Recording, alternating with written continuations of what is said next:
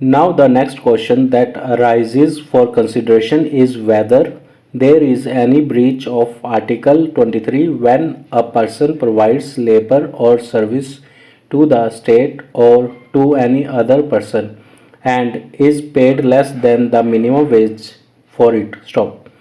It is obvious that ordinarily no one would willingly supplying labor or service to another for less than the minimum wage when he knows that under the law he is entitled to get minimum wage for the labor or service provided by him. Stop.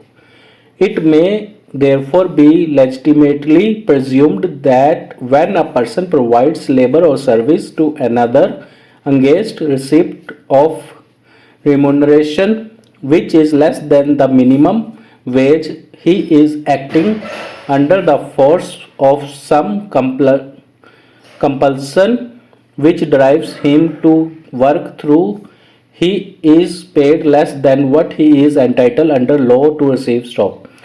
What Article 23 prohibits is forced labor, that is, labor or service which a person is forced to provide, and force which would make such labor or service forced labor may arise in several ways. Stop.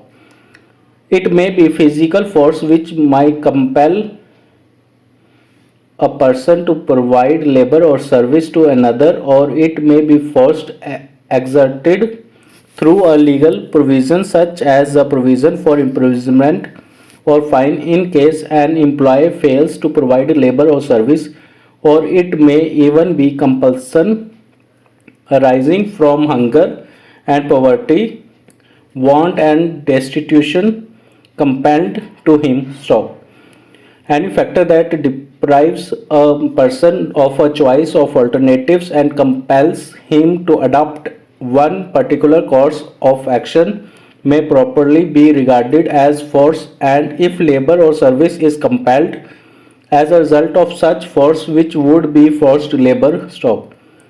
Where a person is suffering from hunger or starvation when he has no resources at all to fight disease or feed his wife and children, or even to hide their nakedness, where utter grinding poverty has broken his back and reduced to state of helplessness and despair, where no other employment is available to alleviate the rigor of his poverty, he would have no choice but to accept any work that comes his way, even if the remuneration offered to him is less than the minimum wage. Stop.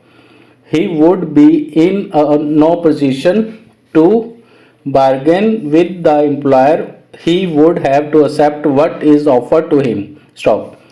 And in doing so, he would be acting not as a free agent with the choice alternative between under the compulsion of economic circumstances and the labor or service provided by him would be clearly forced labor. Stop.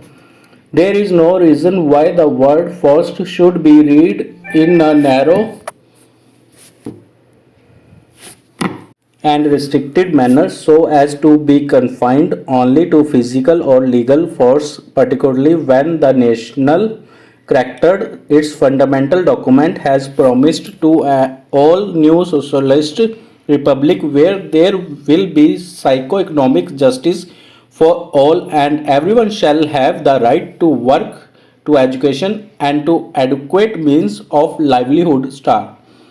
The constitution makers have given us one of the most remarkable documents in history for ushering in a new socio-economic order, and the constitution which they have forged for us as a social purpose and an economic mission, and therefore every word or phrase in the constitution must be interpreted in a manner which would advance the socio-economic object of the constitution. Star.